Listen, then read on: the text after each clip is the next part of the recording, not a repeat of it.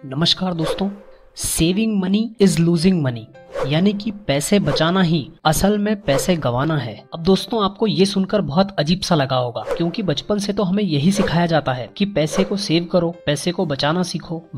ये बात सही है, पर प्रॉब्लम ये है कि बस हमें यही बोला जाता है कि पैसे को सेव करो। पैसे को सेव करने के बाद करना क्या है, ये हमें कोई कभी नहीं बताता है। और दोस्तों, यही सबसे बड़ा कारण है कि हम में से ज्यादातर लोग मिडिल क्लास बनकर ही रह जाते हैं, या फिर जिंदगी भर अपने फाइनेंस को लेकर स्ट्रगल करते रहते हैं। चलिए मैं आपको कुछ डेटा से समझाता हूँ कि हमारी सोसाइटी में लोग अपनी सेविंग्स का कैसे इस्तेमाल करते हैं। सपोज हमारी सोसाइटी में 100 लोग रहते हैं और उन सभी के पास 10-10 लाख रुपए की सेविंग्स हैं। तो उन 100 में से 60 लोग सेविंग्स से चीजें खरीदेंगे, जैसे कि घर हो गया, गाड़ी हो गई, और 10 लाख रुपए की नहीं, वो 12 लाख रुपए की शॉपिंग करेंगे। मैं बताता हूँ कैसे। 10 लाख रुपए में से वो लोग 7 लाख रुपए का एक घर ले लेंगे और बाकी के 3 लाख रुपए डाउन पेमेंट देके 5 लाख रुपए की गाड़ी खरीद लेंगे। मतलब अभी भी उनके सर पे 2 लाख रुपए का लोन है, जो ये अपनी फ्यूचर सैलरी से पे आउट करेंगे। और आप एक बात पे ध्यान दीजिए, इन्होंने जो चीजें खरीदी हैं उससे इनको कभी भी 1 रुपए का भी रिटर्न नहीं मिलने वाला है। लेकिन ये सारी चीजें इनके लिए हर महीने एक्स्ट्रा खर्चे जरूर लेके आएंगी। मतलब इतने सालों की सेविंग्स इन्होंने जिन चीजों पे लगाई,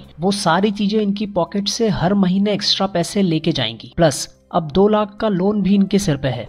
वाह, क्या इन्वेस्टमेंट है। के बाद जो नेक्स्ट 20 लोग हैं हमारी लिस्ट में, ये लोग भी ये सारी चीजें खरीदेंगे, पर ये लोन नहीं लेंगे। ये सोचते हैं कि पॉकेट में जितना है उतना ही खर्चा करना चाहिए और ये एक्स्ट्रा लोन नहीं लेते। लेकिन गलती तो ये लोग भी करते हैं ये सारी चीजें खरीद के, क्योंकि इन सारी चीजों से इनको भी 1% का भी रिटर्न नहीं मिल पाता है। मतलब जितने पैसे इन्होंने सारी चीजें खरीदने में लगाए, वो एक ही बार में खत्म हो गए।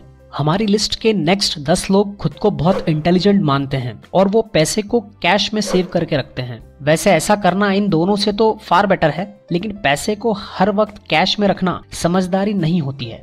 वो क्यों, मैं आपको अभी बताता हूँ। आपने इन्फ्लेशन के बारे में तो जरूर सुना होगा। इसका मतलब ये होता है कि इस साल आप 1000 रुपए में जो सामान खरीद सकते हो, अगले साल आप उसी 1000 रुपए में उतना सामान नहीं खरीद सकते। को अगले साल उतना ही सामान खरीदने के लिए 1050 रुपए देने पड़ेंगे, क्योंकि इंडिया में 2020 में जो इन्फ्लेशन यानी कि महंगाई की दर है वो लगभग 5% है। तो अगर आपने 1000 रुपए सेव किए हैं और उसे कैश में रखकर आप खुश हो रहे हो, तो समझदार लोगों, नेक्स्ट ईयर आते ही आपके 1000 रुपए की वैल्यू ऐसे ही 5% कम हो जाती है और बस आपकी सेविंग्स गई नेगेटिव में। तो पैसे को कैश में सेव करना बेवकूफी हो सकती है। नेक्स्ट 5 लोग जो होते हैं वो सोचते हैं हम बहुत ज्यादा इंटेलिजेंट हैं और अपने पैसे को बैंक में FD करवा कर रखते हैं। अब देखिए, आपने FD करवा भी ली और आपको अभी के रेट के हिसाब से टैक्स काट के लगभग कुछ 7% रिटर्न भी मिला, और इधर से महंगाई बढ़ गई 5-6%। आपको टोटल फायदा हुआ सिर्फ 1 से 2% का। अब आप खुद ही सोचिए कि ऐसे में आप अमीर कब बनोगे।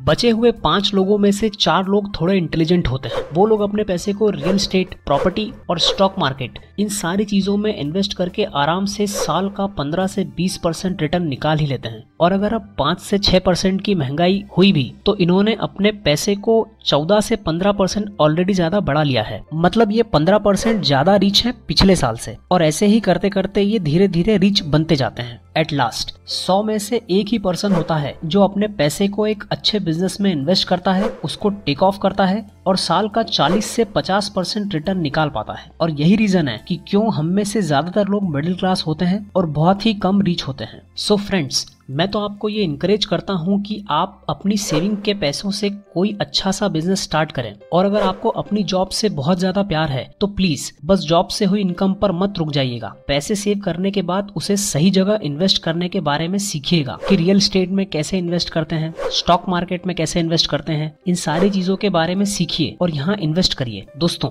अब आप सबके मन में एक क्वेश्चन आ रहा होगा कि अगर हम अपने पैसे को बस इन्वेस्ट ही करते रहेंगे तो फिर घर और गाड़ी कब खरीदेंगे। तो इस पर हमने ऑलरेडी एक डिटेल वीडियो बनाई हुई है। आपको ऊपर दिए हुए आई बटन में या फिर डिस्क्रिप्शन में दिए लिंक में वो वीडियो मिल जाएगी, आप उसे देख सकते हैं। और अब अंत में मैं इतना ही कहूंगा कि पैसे सेव कीजिए। सेव करने में कोई बुराई नहीं है, फर्क सिर्फ इससे पड़ता है कि आप अपने सेव किए हुए पैसे को कितनी जल्दी अपना दिमाग लगाकर इसे एथिकली सही रास्ते पर चल के डबल कितनी जल्दी कर सकते हो। दोस्तों, इसी बात के साथ इस वीडियो का अंत करते हैं। अगर आपको ये वीडियो अच्छी लगी हो तो इसे लाइक करिए, शेयर करिए इसे अपने फ्रेंड्स और अपनी फैमिली के साथ, ताकि उनकी लाइफ में भी कुछ वैल्यू ऐड हो सके। और चैनल को सब्सक्राइब करना बिल्कुल ना भूलिएगा।